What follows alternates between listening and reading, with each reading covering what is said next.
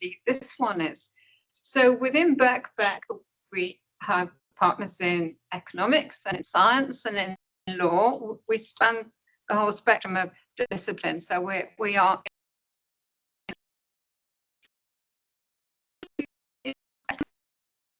colleagues. So, but this one is particularly special. And I'm very pleased to be here to do this. So amongst our audience from our colleagues in CIMR, Amar he's assistant director. He's based at Westminster, assistant Romeo, who's been a long-term colleague. So it's nice that we're bringing people together from within economics and within the Department of Management. So I think that's all. But do any other colleagues, and we invite our alumni, we invite our students and colleagues from around the world.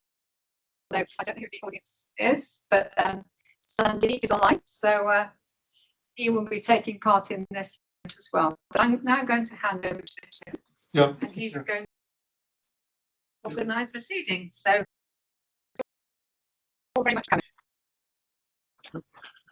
Okay, so it was, I think, a couple of years ago that a few of us in economics thought we would set up a seminar series, and we called it the Thomas Hodgkin seminar series, the Thomas Hodgkin Society. And so I'm supposed to first introduce Thomas Hodgkin before I get to you. So Sandeep sent me this long text about Thomas Hodgkin, but I'll give you the essence. So he was a political economist, 19th century, one of the forgotten heroes of that time. He published a book called Popular Political Economy in 1826. He was the first economics editor of the Economist. It's like when you see the last 2 pages of the Economist with all the commodity indices and so forth, that dates back to his contribution. And he was difficult to pinpoint on the left-right scale. He was a defender of unions, but also of free trade. And through the Economist, campaigned for the abolition of the foreign laws, free trade. So, I'm coming to you now. You're a slideshow. So what I find interesting in Sandeep's description of him is that it's to look at labor not as a homogeneous factor of production, but as human beings who have different skills. And some are entrepreneurs and innovators. Others are engineers who create capital goods. And he thought about the word he coined was,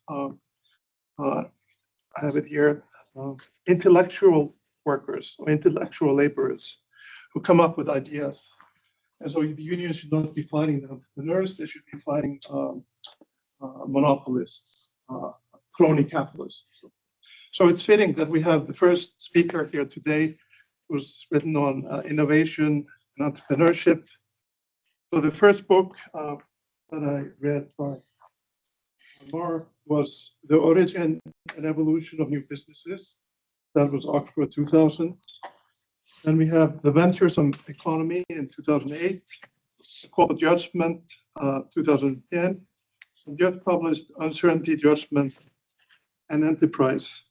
So I noticed you omitted judgment from here. There's no judgment. There's no judgment today. Lacking it.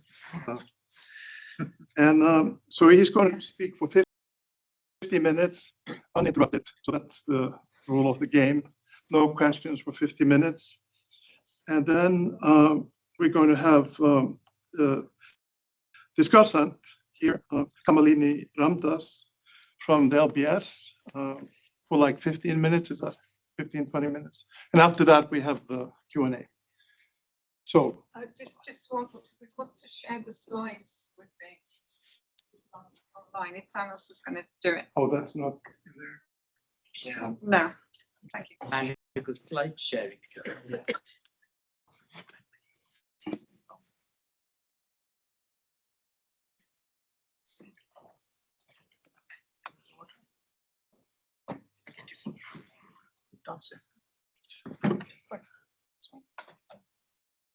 Maybe two.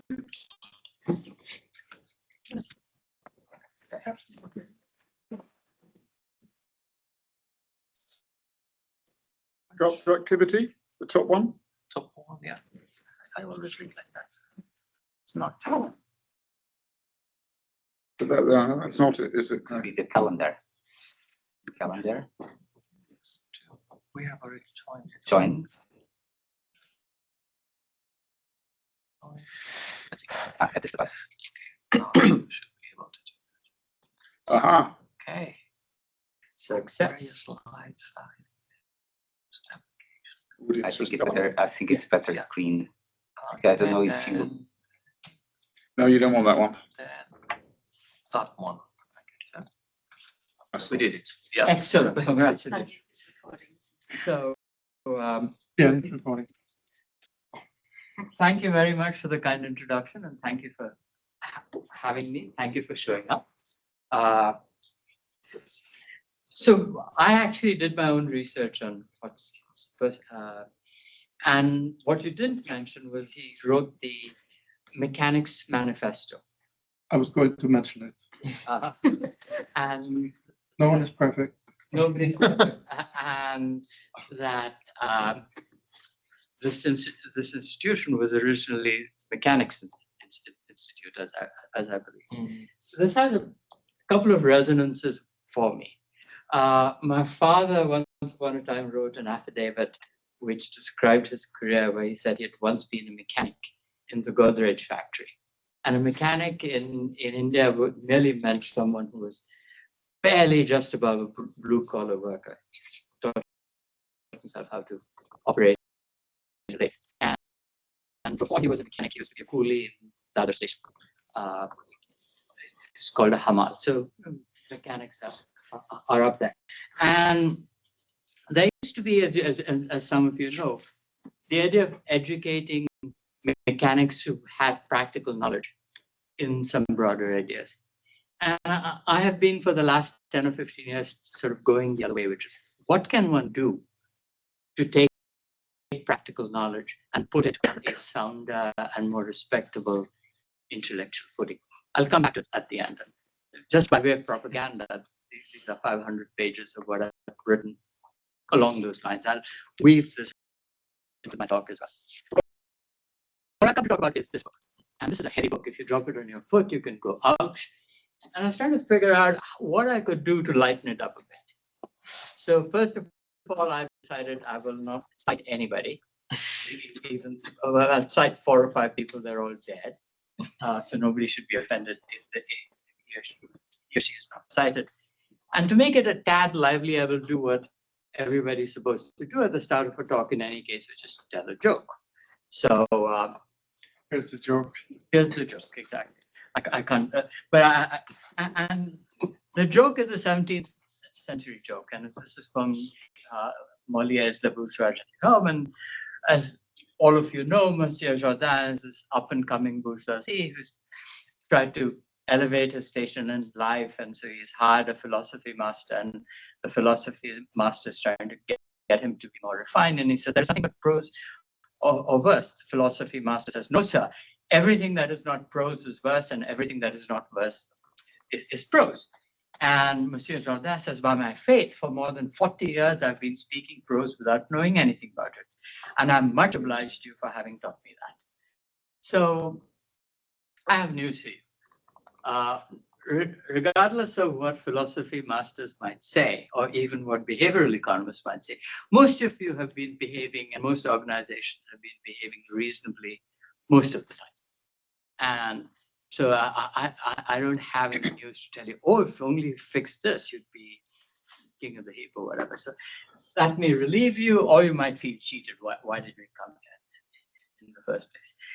But there's a somewhat more serious reason for this, which is, why is it that prose has such staying power? Well, for one thing, iambic pentameter would be inconvenient. So it is said that ancient Indian mathematicians had to compose their proofs in poetry, and that was kind of problematic, inefficient, if nothing else. And so it turns out that symbolic representation for math and in many other things is much more efficient. So economists basically use Greek symbols and what Lacan had called an avalanche of numbers, also statistics. And it dominates much of academic discourse, particularly in economics and certainly in the natural sciences. But curiously, the law courts continue to use prose. And Supreme Court arguments in the United States, no doubt over here, do you still have a Supreme Court after these? Or has that been abolished? It's all in natural language, believe it or not. Curiously enough, the language includes figures of speech. It includes similes, it includes metaphors, analogies, and even literary allusions. So there are all these people in black robes, and they're taking liberties with language. And in a great many practical domains, this kind of stuff, figurative expression continues to dominate. So the question is, why is that? So evocative expression is prehistoric. So this is from Stone Age caves in France, I think 40 or 60,000 years ago. And it's way down there, and there's there's good reason to believe that this is not just artistic expression, it was a projection of power. Why does this kind of evocative expression continue to be so important? And in a nutshell, my argument is that it reflects the imperative of imaginative discourse. By imaginative discourse, I mean discourse that combines facts and with imagination. And this kind of imaginative discourse is necessary to produce the confidence to cooperate. And it does this by combining, like I said, observed evidence with imagined possibilities. Paradoxically, imprecise given language and figurative similes, using analogies, telling stories, it helps to resolve disagreement about uncertain possibilities. In fact, there's no obvious way around this problem. And the kind of uncertainties I'm talking about are common everyday uncertainties. I have nothing to say about unknown unknowns. I have nothing to say about radical uncertainty. When Mervyn King and John Kay were writing their book, I used to have Zoom calls with them a few times, and I said, why on earth are you calling this radical uncertainty? It's so everyday. They said, well, it's radical by the standards of economics. Well, I said, in that case, I have no argument. So the kind of uncertainty I'm talking about is very simple uncertainty of what Ellsberg had called, he's dead, called ambiguity, produced by known to be missing information. So simple known unknowns. No unknown unknowns and no radical uncertainties. So let me start off by making some archetypal distinctions. So first of all, I'm going to use the ordinary language meaning of uncertainty. And in ordinary language, uncertainty can refer to an internal mental state. I feel doubt, I feel uncertain, or it can refer to an external situation. And so I'm uncertain what the stock market will do this afternoon is uncertain. What Donald Trump will do tomorrow is very uncertain. And these two things are generally linked by known to be missing information. So typically for most people, the more known to be missing information there is, the less doubt, or the less uncertain we could call that situation. And so they're not terribly different. And I too, I treat uncertainty as the internal condition of doubt, but I don't fuss about it. You could just as easily treat it. You could treat it as synonymous with uncertainties deriving from an external situation, which is the absence of information. What I do want to emphasize, and which I believe does not get emphasized enough or at all in economics, is the distinction between one-off and distributional targets concept. And by one-offs, I mean specific instances. And by distributional targets, I mean a collection of instances. So whether Giuseppe is more or less honest than Lars is a one-off. Whether Italians are more or less honest than Swedes is a distributional question. Whether it will rain this afternoon before we leave is a one-off. The average rainfall in London and the variance of the average rainfall is a distribution. And you say, why bother with this distinction? Certainly, economics just not in the main bother with it. And I argue that there are some profound differences between the kinds of evidence that one uses to resolve our doubts, also about one-offs, and the kinds of information that helps reduce doubts or uncertainties about distribution. So I offer you two polar opposite distinctions. And my archetypes are drug trial on the one side, criminal trial on the other. So with the drug trial, you're trying to resolve the distributional uncertainty, which is what is the efficacy rate of this drug when delivered to when administered to a population. And in a criminal trial, we're talking about whether X committed a murder or not. And the kind of evidence that one uses and the kind of evidence that will use more or less doubt. In the case of the distribution is evidence about like instances. So in a phase 1 trial, you basically have 4 or 5 possible patients.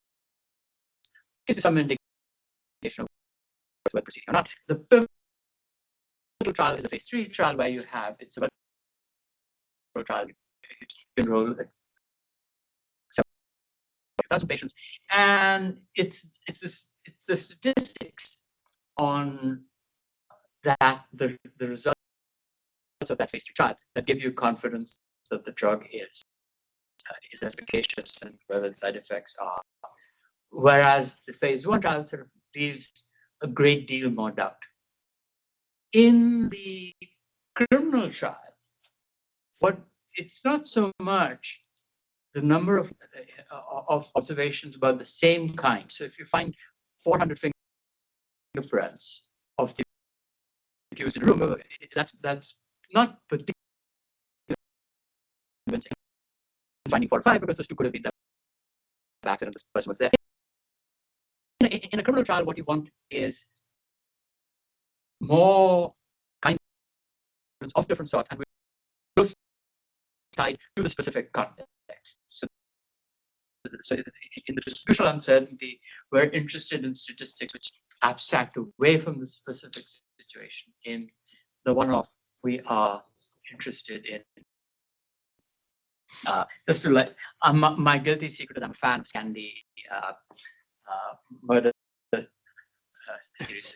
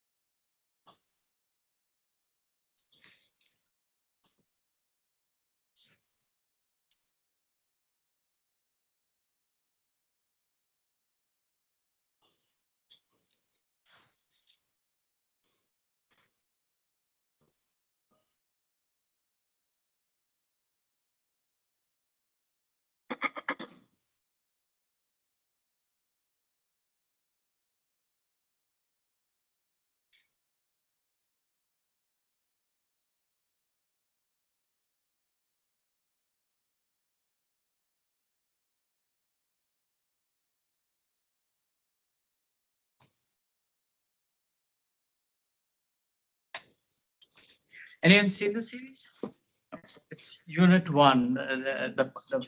So unrelated to this, the lawyer is a defense lawyer. He gets the accused is acquitted on the grounds that there was not sufficient other evidence besides the confession.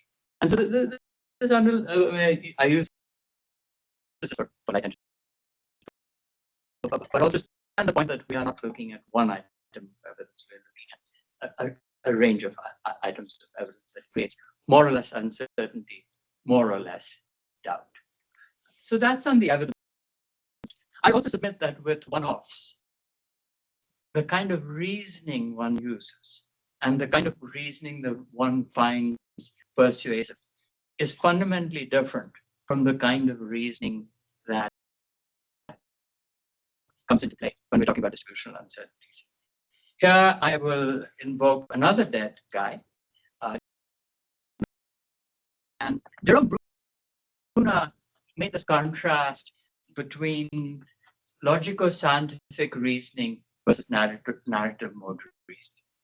And he said the kind of criteria for well-formedness of an argument are different from the kind of well-formedness of a logico-scientific. And there are a variety of other reasons that he pointed out. So he sort of took as his archetypal cases, just as I took as archetypal cases, the drug trial versus the murder trial, he took as his cases math and natural sciences as the extreme form of logico-scientific thinking, and contrasted this with great literature. And he says in the logico-scientific mode deals in general causes with higher and higher reaching for abstraction. And he says ultimately mathematics does not need to deal with anything real whatsoever. In contrast to which the narrative mode, exemplified by literature, deals in human or human-like intention and action, and in the particulars of experience, which it locates in time and place.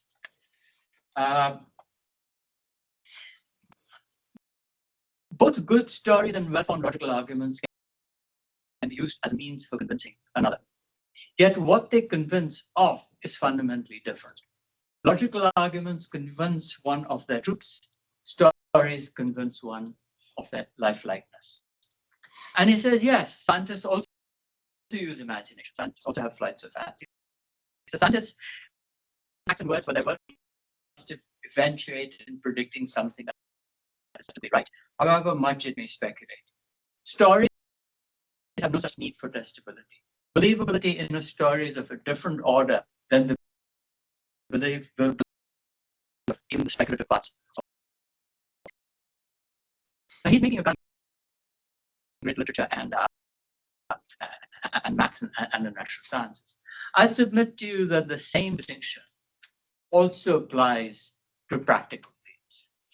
It applies to the law, it applies to business, it applies to entrepreneurship, and yet it is disdained in academia and by statistical modelers. It's just you're generalizing from anecdote. You're telling just so stories. I'll tell you a little story of my own. I will hide the name of the person concerned. But I was 20 years, something on a boat, on a yacht actually, with a very famous economist whose name will remain unmentioned at this point. And we were chatting on the other side of the boat. That's my evil twin. Sorry. On the other side of the boat, there's this woman, and he said, I said, why should we avoid it? He said, well, I met her in Moscow. She was a very successful journalist. So I thought I'd bring her back to Harvard and put her into the PhD program. And he said, it's not working out. So I said, why is it not working out? She said, well, you know, she's like a journalist. She takes one fact and turns it into a story. And I said, and economists don't do that. He said, Amar, surely you know we need at least two facts. But I think he is wrong. I think it's fundamentally wrong. In the sense, it is not true that the journalist takes one fact.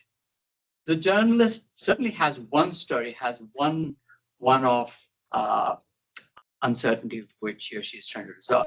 But there are a ton of facts associated with that story. Otherwise, the story is not very good or not very persuasive.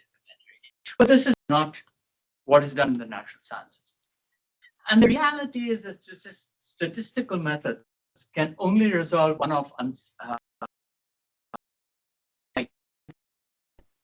and the example that I use in my book is what in American law schools is famous as the blue bus case. And the blue bus, I mean, it's a real case tried in the Massachusetts District Court, then taken to Massachusetts Supreme Court. And the facts of the case roughly are as follows. Someone is driving at night and gets hit by a bus. And it's dark, doesn't see who did it. The facts are fairly well established that the bus was negligent. The bus driver was negligent. But it's unclear who the bus was. And it so happens that there is one company called the Blue Bus Company, which operates 70% of the buses in that area. So under a civil trial, this is not a criminal case, the alleged standard is the preponderance of evidence. And the preponderance of evidence is taken to mean roughly more than 50%. Well, if 50% of the buses in the area run by the Blue Bus Company, of course, there is more than a 50% probability that the bus was a Blue Bus Company. And the judge refused to let it go to trial, said this is ridiculous. The plaintiff appealed, it went to the Supreme Court. The Supreme Court affirmed that this was ridiculous.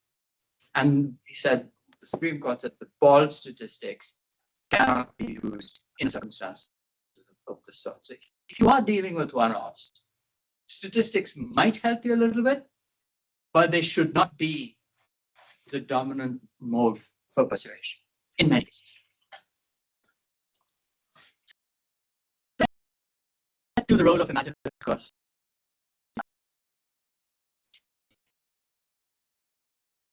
Which is entrepreneurship and enterprise. So let's get to enterprise. This is Columbus and Queen Isabella Scott. He had a story. The story turned out to be obviously quite wrong, that he was going to stay to India by going west. But he must have told a heck of a good story. And so Queen Isabella sort of went along. And by the way, any of you have not bought this book, use your research funds to buy it. And there are plenty of pictures in it. And I proceeded in this book. So why is this kind of stuff useful? So much of this book is anchored or starts out nice discussions about uncertainty. And so he's sort of like my guru in this matter. And so here's Frank Knight in 1921 talking about the epistemological problem. And Frank Knight says the existence of a problem of knowledge depends on the future being different from the past, while the possibility of the solution of the problem depends on the future being like the past. And the problems of life, or of conduct at least, arise from the fact that we know so little about the future. The essence of the situation is action according to opinion, of greater or less foundation and value, neither entire ignorance, nor complete and perfect information, but partial knowledge. And one could extend this to say this is not merely knowledge about the future, but knowledge about the unfamiliar in some broad sense. But that here you have it. So if you are going to take any kind of practical decision whatsoever, you have to proceed in ignorance. And not only do you have to proceed in ignorance, you have to proceed according to opinion. You could equally say you have to proceed using your imagination. However, once you are going to act according to opinion, you inevitably will end up in the domain of honest disagreements, because my imagination may work very differently from your imagination. And in some cases, you can go your way and I can go mine. But in cooperative action, where we have to somehow, in many cases, make our imaginations align. Not our facts align. We may have the same facts, but our extrapolation from these facts, our imagination based on these facts, is quite likely to be different. And there, I would submit that groundedly imaginative discourse is what overcomes the impossibility of objective scientific, logical scientific resolutions about action according to opinion. And then I devote at least a good part of this book talking about how discourse works in the practical domain. So very summarizing heavily. So what are the ends of discourse, of practical discourse in entrepreneurship and possibly in domains beyond entrepreneurship? First of all, you need to get people's attention and interest. So if you don't have people's attention and interest, your discourse is useless. And in some cases, in a law court, you automatically have attention and interest because you tried. But in business, you have to earn your attention and interest through your discourse. Secondly, you need understanding. Essentially, your imagination might have come through a flash, and it may be purely tacit knowledge, but that's not good enough. You have to somehow communicate what is in your head and pass it on to someone in somebody else's head. Whatever you communicate needs to be in some way plausible. It cannot be proved beyond reasonable doubt in entrepreneurship. It cannot be a deductive solution. It has to be, as Jerome Bruner said, your story has to be a plausible story. And finally, in many cases, if you are trying to align imagination, they're trying to do something cooperatively. You can often derive considerable value from getting feedback from your ideas. So these are roughly the goals and sub-goals of imaginative discourse. And these are particularly true in entrepreneurship, but I'd argue they're probably true. These are case histories of medical innovations. These are not non-commercial histories. And pretty much the same thing. If you come up with the idea that H. pylori causing ulcers and people don't believe you, you have to go through mechanisms of this sort to win people over. So that's as far as the ends go. What are the means? The means of one, obviously, is the enactment. Steve Jobs being sort of the master of the theatrical presentation. But equally, as I've taught my students over and over again in my courses in entrepreneurship, in selling, often having your story to tell and sort of forcing it down people's throats is frequently far less effective than being able to engage in a conversation and being able to go with the flow with what the other other person says. So enactment plays a big role. Use evocative devices. And use evocative devices because it is very hard to precisely communicate what it is that you are trying to develop or build. So one common evocative device that is used is a metaphor. I'm going to build the Uber of this, or I'm going to build the Airbnb of that. And instantly, without having to tell a long tale about what exactly you're trying to do, there's some communication that has taken place through these devices, and increasingly the use of multimedia becomes more and more important in telling your tale. Curiously, and this is one of these paradoxes which occurred to me while I was writing it, just not in Jerome Bruner's book. Imagine details make your imagined future plausible. There is this famous line from Chekhov where he says, if you're going to hang a pistol on the curtain in the first act, make sure to fire it in the third act. But this is not necessarily true, because if the sets of a stage often have a great deal of things on the stage which are not necessary to the story, but then they create the evocation that what you're doing is lifelike. If you read the New Yorker magazine, they tell you so-and-so was 6 foot 1 inch tall, he wore a plaid shirt and he had deep blue eyes. Well, why do you need to say that if you are merely telling a story about that has nothing to do with the person's blue eyes. It is because things become more real. And in business, one of the most striking examples of this is the spreadsheet. So people present spreadsheets. Everybody knows that 90% of the numbers in the spreadsheet are made up. I mean, people do this in finance as well. It's not. So why do people do this when the constructor of the spreadsheet and the person on the other side both know that it's all assumptions, imagination? And I think that there are a couple of reasons for it. One reason is that it demonstrates that you actually know what you're talking about. So if your spreadsheet says that I'm assuming that there will be 10 salespeople and each salesperson is going to make 100 sales calls, that means you kind of know how many sales calls the person can make. If you say I expect to collect on my bills in 35 days, you kind of know at what rate people. There's also quite a subtle aspect of this. The fact that you made up a story, and by the way, I got this from a 22-year-old John Kay's research assistant when I was sharing this with him, which is you are constructing a tale, and everybody knows that what you're going to, the tale that you're telling is probably your plan is not going to be effectuated because all kinds of things will happen. When bad things happen, you will again have to use your imagination because you cannot deduce the solution. You cannot statistically derive the solution around it. So you're going to do something, you're going to have to do something creative at that point.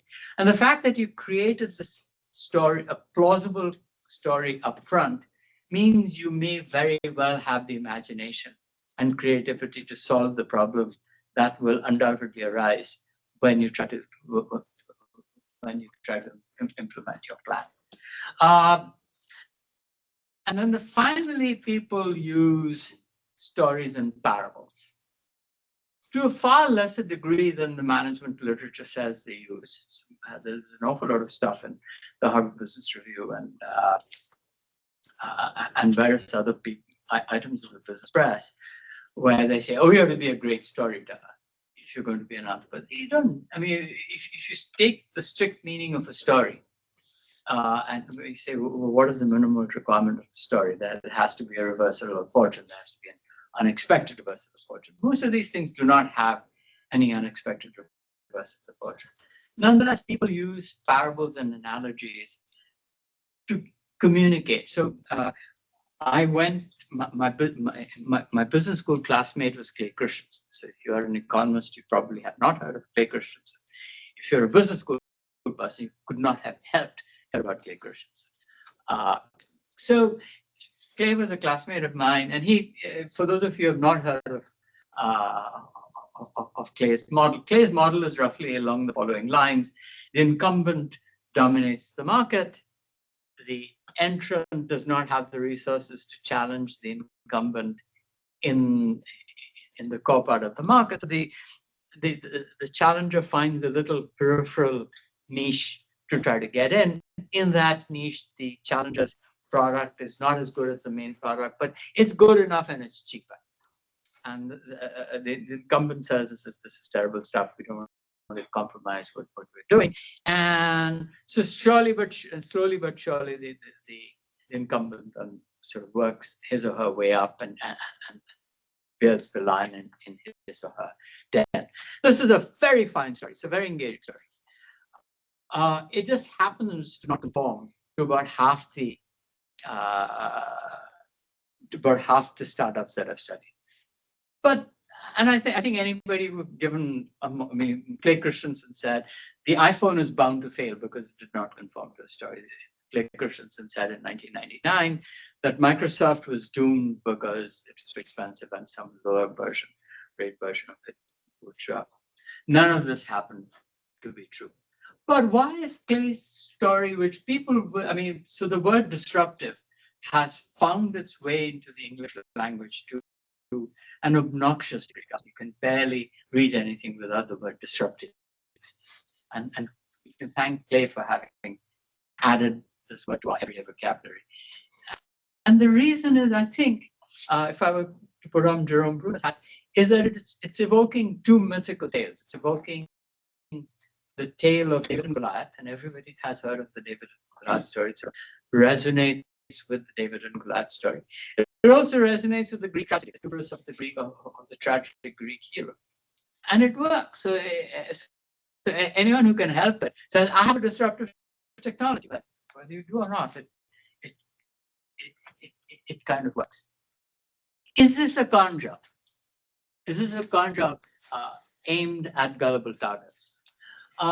This is from an unprompted. I have a few prompted Amazon reviews, but this is from a totally unprompted Amazon review by a venture capitalist. This is what he wrote in the Amazon review of my book.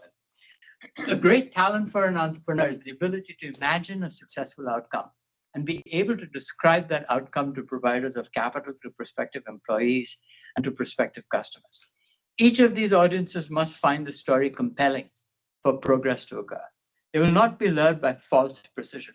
Everybody knows that most young enterprises do not succeed, but people are lured by the quality of the stories, and in that sense participate in the act of imagination themselves. So much for imaginative discourse. My third part of my talk today is the role of routinization. And by routines, I am now invoking Herbert Simon's idea of routines, which again found no traction whatsoever in economics. They gave him the Nobel and then they said, go away, we're not going to pay any attention to routines. And I would submit that much of the discourse, at least commercial discourse, is often embedded in routines. And routines are a little bit like a genre convention in literature. And a genre convention are the specific elements, themes, and characteristics commonly found within a particular genre. They help audiences quickly identify the genre and set expectations for the narrative or style. Over time, these conventions become recognized standards for their genre. And in detective stories, for example, when people buy a detective novel, they expect certain things to be in the detective novel. They buy sci-fi, they expect certain things to be in sci-fi. So these routines in business or commerce play a roughly similar role. They set the expectations and the rules of engagement for the discourses. They sort of specify how much groundedness and how much plausibility is necessary for your discourse to be persuasive. The routines also tend to specify how strict the scrutiny will be of your discourse. They also specify the roles of peers, bosses, and outsiders. Routines tend to be reasonable. They tend to be more or less strict. They tend to have more or less oversight. In part, it depends on the stakes and spillovers. So the routines of a criminal court are different from the routines of a traffic court. In a criminal court, the standards are much stricter. In a traffic court, they can fine you without on cursory evidence. So the higher the stakes, the tougher are the routines, the stricter are the routines. Routines tend to be stricter if you're doing something complex, which requires specialized complex and network. So for example, if you're planning the invasion of Normandy, you're going to have a great deal of planning, as opposed to if you are engaged in a guerrilla war. And it depends on the uniqueness and the extent of one-offness of what it is that you're trying to do. So the more unique the enterprise that you're engaged in, the less strict the routines can be, because, I mean, how strict can you be if you're doing something meaningfully novel? These generalizations, I think, apply outside commerce, but in commerce, I would suggest that routines tend to have this kind of congruence. I don't know if any of you have read, the economists included, the lesser known of the Farmer and Jensen papers and circa 82 or 83. But Farmer is still alive, so I've violated my rule. Jensen is quite good and dead. And so basically, scarfing from those three papers, I suggest that routines are reasonable to the degree that there's a three-way congruence between the routines on the one side, the uncertainty, complexity, and the resources required on the other, and where you raise the money from on the other side. And this congruence leads reasonable routines of different kinds of organizations to fall along the spectrum, which is that at the northwestern corner, where you have self or informally financed entrepreneurs, there's very little evidence necessary, but there's no capital. On the bottom right-hand side of my distribution are public companies where there's a great deal of scrutiny, but at the same time, the uncertainty, or at least in terms of missing information, is much less. And the sort of the intuition behind this is that the public company is relying on the capital of arm's length stockholders who have no access to what your governance procedures are.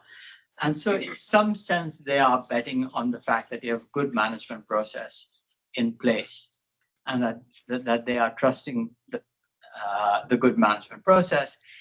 And also the large companies tend to, so that the capital gives them the wherewithal to undertake mega projects. The mega projects also tend to be more complex. So these complicated routines also help you coordinate the many moving parts that a large organization has. Let me point to two things over here. Large public company routines have lower tolerance for uncertainty than the self-financed entrepreneur, sure enough, but it is not zero. Large company routines are not the Bavarian bureaucracy that proceeds strictly according to rules. If you strictly said no uncertainty will be allowed, the game would not proceed. I mean, these businesses would have to close down shop.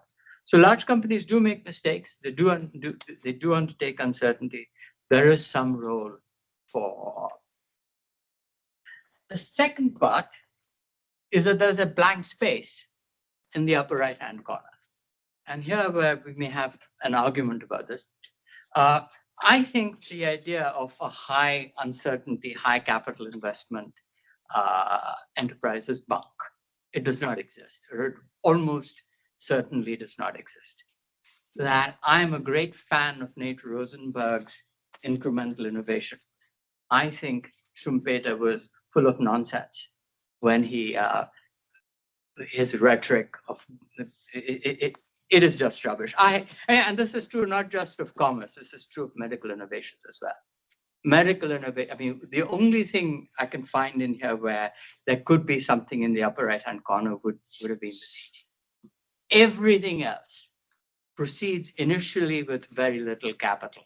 It's two doctors in Perth who figure out with virtually no capital that H. pylori are the cause of cancers. You can even go to CARTs, which is sort of the most cutting edge over here. That too takes decades to go along. And the decades are basically through a progression of trial and error, starting small and scaling up. I simply do not believe, I have not seen, and I've been studying this field from the bottom up for the last 40 years. I have not seen great leaps forward. Sorry, you can take a different point of view on this. I would also say that there's frequently a progression of, so these routines are more or less stable, because otherwise, if there's no stability, there's no routine. Nonetheless, they're reasonably dynamic in the sense that as the organization evolves, its routines change as well. And indeed, if the routines do not change, the organization cannot evolve. So I use this as an example of Amazon. So Amazon starts off in 1994, basically with Bezos's money and money from Bezos's father and a few friends. Then Bezos, by the following year, raises money from angel investors. The angel investors help launch the first store. Eventually, you get VCs that they fund the initial growth, and then you get public stockholders around about 2000. And many companies do not go beyond the initial stage. They start there. And things are not as telescoped in time as they were in the case of Amazon.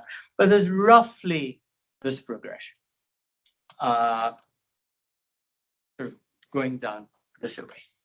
So let me end with some concluding comments. So first of all, I would like to point out to you that this is an ancient scholarly prejudice against studying one-offs. I mean, I have scars on my back for having tried to write over and over again studies which were based on studies of one-offs. And desk rejects were complete. I mean, the reason I wrote so many books is I could not get my stuff published in scholarly journals. My only scholarly journal article was in the Journal of Financial Economics. And the only reason, I have other sort of quote unquote refereed articles, but nothing of heft. And the only reason it is there is because Michael Jensen was broad-minded enough to see that the narrative mode discourse that I was presenting had value. And there was a brief shining moment for 4 or 5 years where Jensen was able to fill the JFE with articles like mine. But this is an ancient prejudice. It goes back to Aristotle, so this is not something particularly new. And I'm now quoting from Forrester, the philosopher of sciences article, where he says, for Aristotle, there can only be knowledge of the universal and necessary. What is individual and what is contingent cannot be the object of knowledge. Action is based on practical wisdom, must also recognize the particulars, for it is practical and practice is concerned with the particulars. That is why some who do not know, and especially those who do, those who have experience, are more practical than those who know. Practical wisdom engages with the individual, but can only do so in blindness. There can be no science of the individual. John Stuart Mill challenged this on a variety of grounds, and this has been the frustration of my life, and this is what I'm trying to do with this as well, is trying to say, what is it that studying from individual case, from doing 2 coronary bypasses, how does one proceed from there? And the knowledge of the practical, of the contingent, and of the specific deserves at least as much attention as the study of statistics. And even this practical wisdom of Aristotle's blind practitioner has been disdained by modern evidence. There's this mantra which is chanted incessantly, which is follow the science, follow the evidence. This is nonsense. Evidence does not speak. Evidence has to be interpreted, because what happened yesterday is not guaranteed to happen tomorrow. Go read your Hume. And there's a dysfunctional disregard for contextual differences. So Mervyn King has very kindly quoted an aphorism from my book in one of his recent pieces on inflation talk. And the argument there is that if you stick to a model which was derived from the past, you are going to go wrong, because the economy is a dynamic, evolving entity. And therefore, you have to use your imagination to imagine how the economy is evolved, to tweak your model to figure out how to apply it. And therefore, as I say in my book, imagination, evidence is a complement to imagination. It is not a substitute for imagination. If you do simply bet on historical patterns, you are like Russell's inductivist turkey. If you know the story, Russell's inductivist turkey. That's what I guess. Sorry. So Russell's inductivist turkey, the turkey gets fed like clockwork at 9 o'clock in the morning. The turkey then derives this rule that I get fed every morning at 9 o'clock. And this rule works perfectly until Christmas. and Turkey slaughtered, of course. So, and this is not about unknown unknowns. These are banal uncertainties because we live in a world of relentless enterprise, which makes uncertainty ubiquitous and mundane. The past is necessarily an imperfect guide, even if history isn't a bunk. Forget this machine learning magic. We must imagine machines cannot foretell. Since he's waving at me. 2 minutes. Okay, so I think you can read this on your own. Oh, wait, not 2 minutes. 2 minutes. Okay, so just to remind you of some of the salient features of imaginative discourse. Imaginative discourse bridges observable evidence, what has happened, and imagined futures. It requires metaphorical, or often uses metaphorical evocations. It assumes imagined details and paths, and the evidence complements, doesn't replace imagination. And the content and process of this discourse is shaped by organizational routines. And these routines, if they're reasonable, are shaped by stakes, novelty, and complexity. It's stable but not static, and it sustains a diverse entrepreneurial ecosystem. Since none of you are practitioners, I will not. But here's what I have by way of practical advice, such as it is. I'm not a business guru. I don't do well in giving practical advice. But here are some. It's pretty self-evident. Take routine seriously. I can never pronounce his name. Leander Foods, the Swedish macroeconomist. Leonhofen. So he wrote a very nice. I won't ask you to read. He wrote this very nice tribute to Herbert Simon, and he said that what he came around to, and the hard way, was that what is decided is frequently determined by how it is decided. And he said, one day, some decades from now, other economists would find this as well. And so you need to have routines. They can't be too light, they can't be too loose, they need to be stable and predictable, they can't be fossilized. Beware of the capricious go for broke visionary. And then finally, the last piece of advice is to myself: just never miss a good chance to shut up. And so I will shut up. Okay, thank you very much. Okay, so now we have 15 to 20 minutes for discussion and then questions afterwards. Okay, yeah. Thank you. Thank you. And thank you for your very insightful and thought-provoking talk. Definitely had various reactions as I was listening. I think I will focus my comments in 3 areas. One, I want to say a little bit, because you've covered such a lot of ground. You've talked about uncertainty, you've talked about discourse, you've talked about routine. So I think I want to share something that resonated with me related to discourse. And then I want to spend some time talking about a type of innovation which I feel is not incremental innovation, and then some of the issues that arise around that. And I'm curious to also to share with you and also hear your thoughts on how routine can be relevant. And if there's time, I'll talk about one more thing, which is about how to increase adoption of some of these innovations which are not really incremental. And I'll define what I mean by not incremental. I love incremental innovation, I have to share though, and I'll come back to that. But just first of all, thinking of discourse. So the things that you said reminded me of, interestingly, something I had read on the weekend, which was a note that John Steinbeck wrote about writing. And if you think about it, speaking is a form of discourse, but writing is also a form of discourse. And I'm going to read this out. So what he said is, the discipline of the written word punishes both stupidity and dishonesty. A writer lives in awe of words, for they can be cruel or kind, and they can change their meaning right in front of you.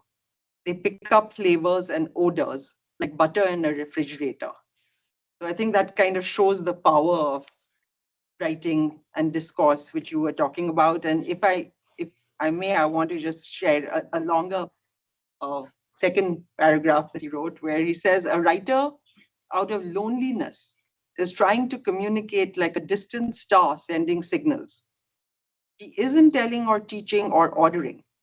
Rather, he seeks to establish a relationship of meaning, of feeling, of observing. And then he goes on to say, we are lonesome animals. We spend all our life trying to be less lonesome. And one of our ancient methods is to tell a story, begging the listener to say and to feel, yes, that's the way it is, or at least I feel that way about it, and you're not alone. And so this is an interesting, this is not necessarily about entrepreneurship, but merely about articulating a story. I'm curious what you think about the connection between this and the kind of discourse that you've been talking about. You want me to reply now or? You could reply. No, No, it's fine as well. Yeah. I think best to let you finish and I'll take up one. Yeah, definitely. Okay. And so now I want to move to the thing that I was saying about why I like incremental innovation. I teach operations management, which is really about the management of processes, whether they are production processes or service processes. And a lot of one company that we always teach about is Toyota, because Toyota came up with this Toyota production system. And the idea in the Toyota production system was really about incremental innovation. Every single worker on the assembly line could literally stop the line if they saw a problem, and then people on the line would solve the problem. So these were usually small problems, small changes.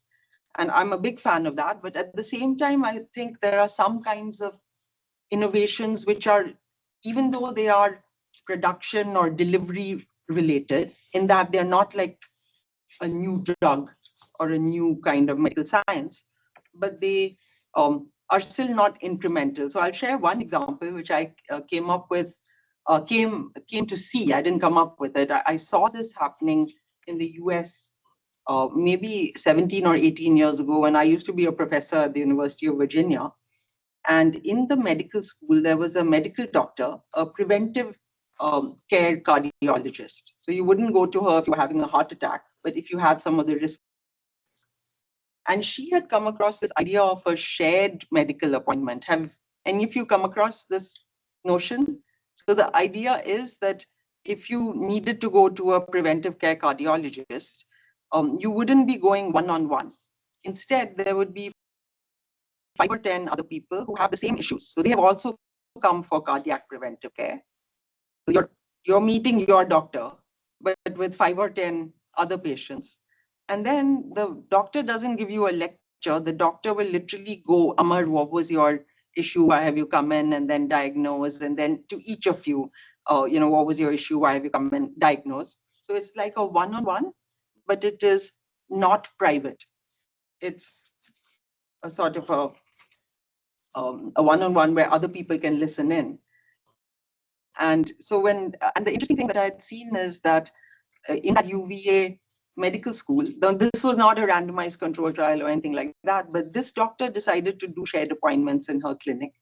And what she found is that productivity improved massively, like went up 3 times, because a lot of what she was saying to the patients was the same thing about how to manage your diet, how to exercise, etc. And then there was a little bit of specific information about particular drugs and so on. But much more interesting than that was the fact that, in fact, one of the key metrics that you'd look at for preventive cardiac care is weight. And weight in her clinic was much lower than in other clinics in the same health system, which were not doing these shared appointments. So to me, that feels like I'd call that a non-incremental and more like a big step innovation if you do this kind of thing, because there's a potentially big improvement in outcomes, in their case, revenues also, and a potentially big reduction in cost. Or it could be one or the other or both, better outcomes and lower cost. And so when I saw this, I thought, wow, this is very interesting. it would be nice to study this in a scientific fashion. Because it's quite possible that only the kinds of patients who are very happy to. How many of you would go to a shared appointment? You'd be willing to go when there's other people? So many people say that no way. I mean, I don't want to, my doctor relationship is sacrosanct. And it's possible that maybe some of you, people like you, self-selected into that doctor's clinic. So I thought this would be nice to study, more scientifically, where one could actually randomize people into a shared or a group appointment versus not. But I spent about 6 years and I couldn't convince any hospital. I mean, they told me you're out of your mind. There's someone called Lord Darzi here in the UK who wrote the Darzi review recently. So I had looked up when we moved to England. I figured out that this guy is important in the NHS. He'd been the former parliamentary undersecretary to health. Guy. Very. So anyway, I went to his office and I, talked to him for an hour and asked him a very nice wood-panered office and all of that. So I said, Darcy, would you consider shared appointments for the NHS? And he looked at me and he said, Kamalini, I'm a colorectal surgeon. I see zero use for shared appointments, which was interesting. He did say that, well, maybe it has some use pre-surgery and post-surgery, but I had basically gone to all kinds of hospitals. And then finally I thought, why don't I visit this eye hospital in India, which I'd heard is very innovative because they had re-engineered cataract surgery and did it extremely quickly. And so now this is where I'm getting to the routine part of innovation. So I managed to connected with a very senior person in the hospital. And he said in an email exchange, he said, yeah, definitely you can come, but you're coming from the West. So you have to tell us something new. Quite interesting, right? So then I thought, what can I tell them about? I'm not a medical doctor, I'm a business school professor. But at any rate, I went there and I told them about shared appointments. And they then said, we can use that, not to do cataract surgery, but for glaucoma, which is a lifetime disease. And people don't come for their appointments. And the only way you can push back glaucoma is by coming for your appointments every 3 months, taking the meds, because the meds change. And they had this hunch that maybe shared appointments work for glaucoma because patients may somehow help each other, support and all of that. And I, of course, got very excited thinking, wow, randomized.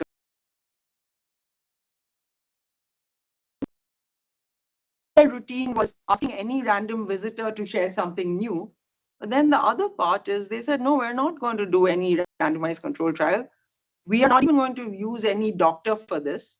We are going to take a counselor. So they had a counselor who would talk to patients after the doctor met them to explain what did the doctor mean, how do I take my eye drops, which reduced the amount of time that the doctor spends. By the way, this is the biggest eye hospital in the world. So they do 2/3 of the eye care volume of the NHS at 1/100th of the cost by re-engineering cataract surgery, by making a doctor's job, a small part is doctor and the rest is counselor or other nurses, etc. And so they first had a counselor do a shared appointment with a few patients, and they realized that, gosh, patients are learning from each other. One patient asks a question, another patient asks. But then after that, they did various pilots. So this is another routine that you're taking on something that looks rather different. Right? It's not your usual with a small type of doctor appointment, but trying it out in many different ways. So they did all these pilots on a Sunday. Every 2 months they were doing a pilot on a Sunday. The first time they asked me how many patients, I said 5 or 10. They invited 25 patients. Can you imagine 25 people? And in the end of that one, because I happened to be there, I asked the doctor, what did you think of it? And she was very annoyed. And she said, it felt like a wedding. Indian wedding is a complete, chaos, everybody walking around. But they had another routine in place. They had asked every patient for feedback. So then they took all that feedback and they reduced the group size to 8. And then finally, 2 years of doing all this, did we actually run a randomized control trial? So what I was thinking is that another thing that one can do to deal with innovation. And I also think with entrepreneurship, there's entrepreneur, but there's being entrepreneurial. So I think this massive eye hospital, which is not a for-profit enterprise, it's a not-for-profit, they're highly entrepreneurial because they are taking ideas that are just dropping in from anywhere, and then they are testing them out. And if they think it will work and it has legs, then they will test it bigger. So that was the second thing I wanted to share with you, and I'll be curious to hear your thoughts on this as well. Yeah. Thank you.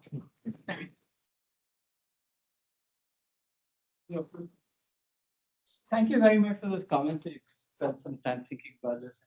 Sort of like we're all blind men and the elephant. We see it in our own way. So what is incremental and what is discontinuous often lies in the eye of the beholder. Somehow the idea of that appointment does not strike into discontinuous innovation. And certainly the process that you described by which it actually got implemented was incremental. So, I mean, things are more or less discontinuous than others, but in my observation, 99.9% of things are incremental in some way, shape, or form.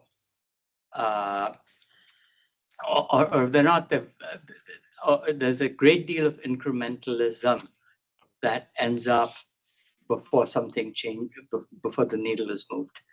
On the first point, it was quite interesting. So I've been recent. So there's a journal called The Critical Review that's doing a special issue in my book, and they had Charlie Calomiris. I don't know how many of you know him. He's sort of like a financial economist from Columbia, write one of the, and I was kind of surprised. And basically, he said, well, here are 20 phrases in his book which you would not find in an economics journal. And like imagination, like reasonableness, like etc. And then he said, well, let me add something to this. He said, Amar's point about imagination is right, but imagination must be disciplined by recognition. Well, that's interesting. And then I started thinking about it and said, what do I really mean by imagination, and what does Charlie really mean by recognition? And then I tied myself up into knots. I could not really specifically define what I really meant by imagination, other than the process that produces the result that I think it produces. And likewise, recognition is a very fuzzy word as well. So that gave me a great deal of discomfort, which is, am I just sort of blathering on? And in the process, I ended up reading Wittgenstein's stuff. And as some of you know, the two Wittgensteins, the first Wittgenstein from Tractatus, where he says things, language, and if statements which are absolutely not true or false do not belong. And then the second Wittgenstein basically says, language is how you use it, and it's extremely contextual. It is, it gets meaning from its use. The uses are multifarious, and live with it. And that's what I thought your quote from Steinbach says. There's also a further angle to this, and I'm now quoting Jerome Bruner and his analysis of narrative discourse. And what Bruner says in his analysis of novels is that the job of the novelist is to take the familiar and make it seem unfamiliar. And you take something which seems completely mundane, like Hedda Gabler and sort of the routine, boring life, and find something unusual in it. And I thought about it for a bit, and I think the entrepreneur's job is exactly the opposite, which is to take something novel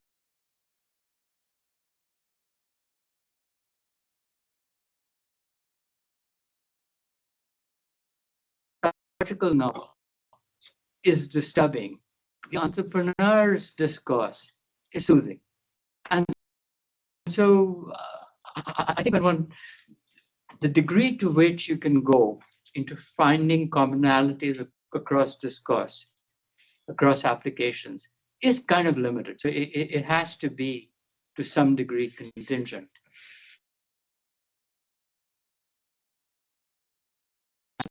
What it is. So these are my two responses here. Okay, so first question. When you say the lack of large investments with large uncertainty, you just mean business. You're not including things like D-Day landing, which you. Marriage.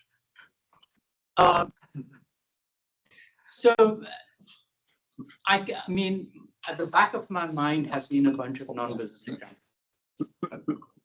But I hesitate to offer too many generalizations across. But having said that, I would say that the D-Day landing very much falls into the kind of the planning routine for D-Day is rather like the kind of project planning that goes into the launch of the next generation of Windows, which is it's a cast of thousands. There are lots of moving parts. The stakes are enormous. The room for sort of a complete redo is limited, as opposed to a special operations where you have 5 people, where the routine leaves a great deal open. So yes, in this particular case, I see some similarities between the kind of planning one observes in large companies, and even so, both large companies and. I mean, I don't think Putin had this particular outcome in mind when he invaded. I don't think Napoleon really expected to lose half his army going.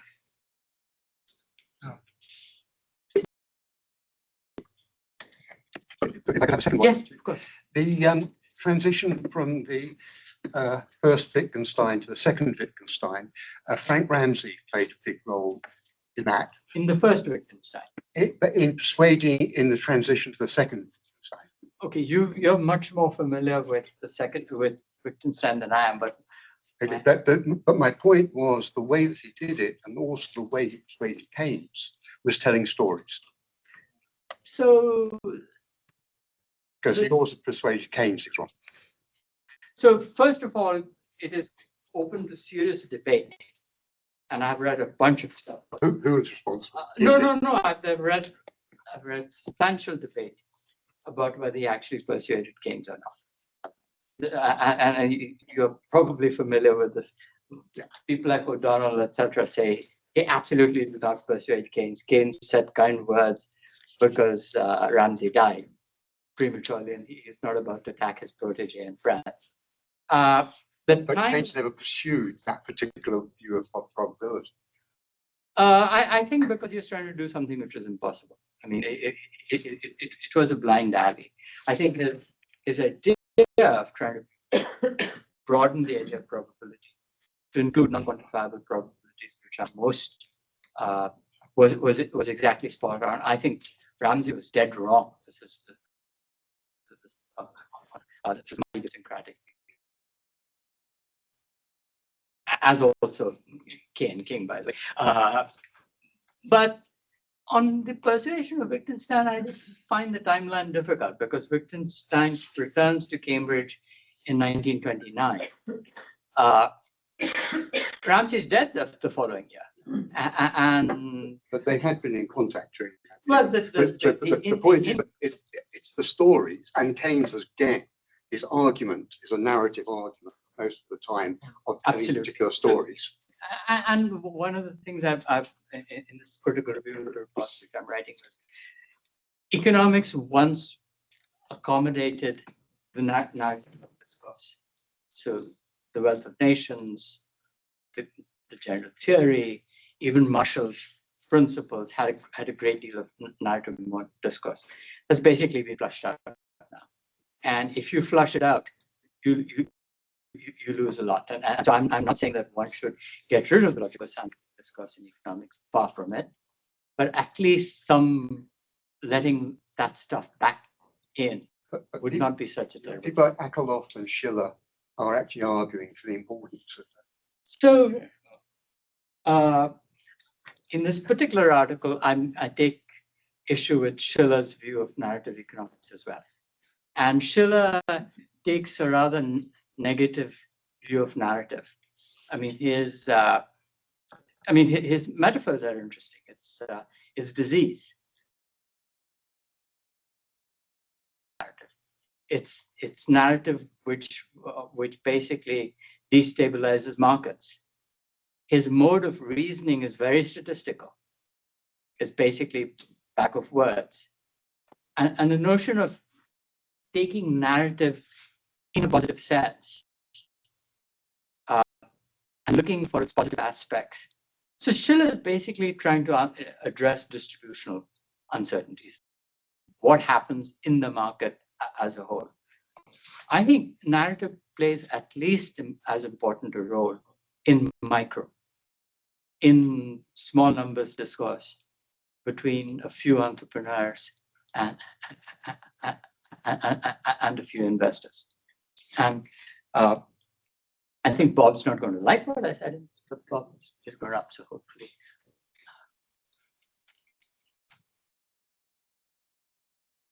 Anyone else? And he has the Nobel Prize.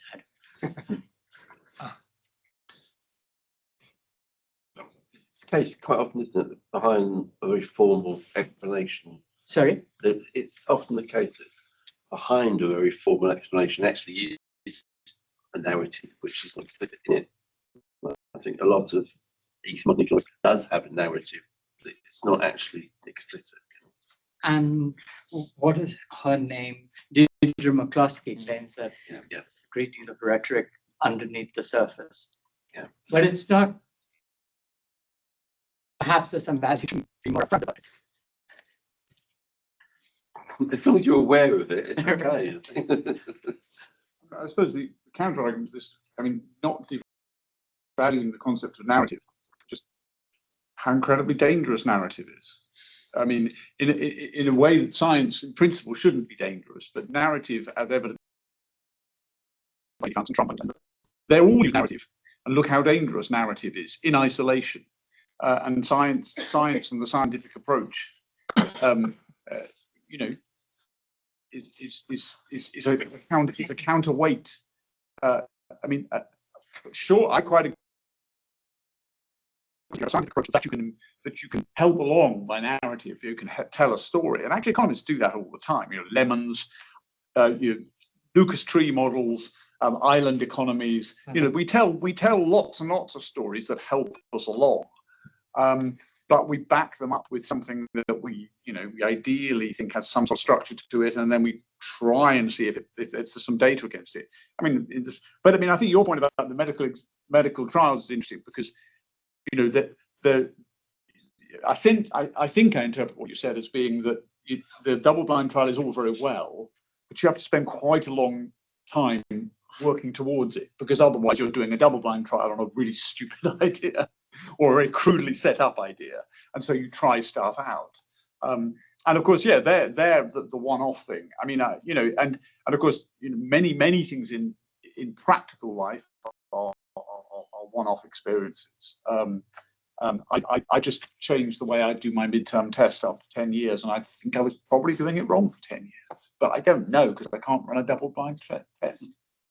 Also courts, if they paid a little bit more attention to distributional evidence, they would do better.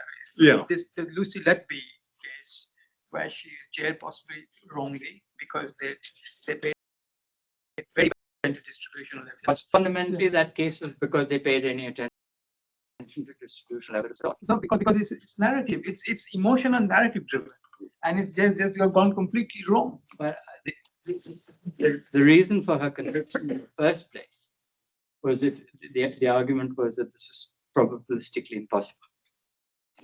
Yeah, I mean, bad science is also Yes, dangerous. and- Possibly and- not as bad as And because bad science can at least be refuted by other science, Yes. whereas you can't refute narrative with other narrative. They're just competing narratives. John Mervyn, onto this man and tell him how dangerous this model is. I think the inferences you can make from science. So, for instance, a lot of really good scientists were eugenicists, and they support the whole range of things like that. But on the case, going back to the argument, the range of evidence, there's a lot of dispute about DNA being used, and the prosecutor would say there's only one chance in the 30 million that this match didn't happen. The fact he happened to be 300 miles away was discounted, and so that the scientific evidence was right. There was only 1 in 300 million chance, but that was irrelevant to this particular one-off decision. So 1 in 300 million chance again is based on a sample, and no one in the financial crisis was based on historic evidence. The past is different from the future, as Knight said, and That particular one was Goldman Sachs being silly, using a normal distribution just over the previous 10 years, which has been very quiet. So That is because of narratives, right? Yeah. The financial crisis is because of bad narratives. Because people believe that everything, because things are working well, there's a general narrative that things will be working well. that's his story, and he's sticking to it. Yes. That is the main thing that happened. That people believe that house prices will keep rising. Therefore, why not lend to people who can never repay? So, therefore, it's not a crime if I can just give a homeless man some mortgage. So Because house prices. One of the papers that I could not get published. But- sorry. But I mean, following up, I mean, you were talking about Robert Schiller. I mean, for example, compare Robert Schiller's approach to this. I'm not a complete fan of Schiller, but compare him with, for example, Galbraith discussing the Great Crash, which is a fantastic story, but tells you absolutely nothing of any use. It's just because there's not a single number in it. You never find out how much the stock market fell by, or whether it was, by any metric overvalued. Schiller, in talking about house prices, said, why don't we construct a long time series of house prices? Oh, look, it appears to have no obvious trend in it. Therefore, probably the American house price is seriously overvalued. I mean, it was crude stuff, but it was an attempt at some kind of science to back up his narrative. I didn't need Schiller to tell me that our prices fallen.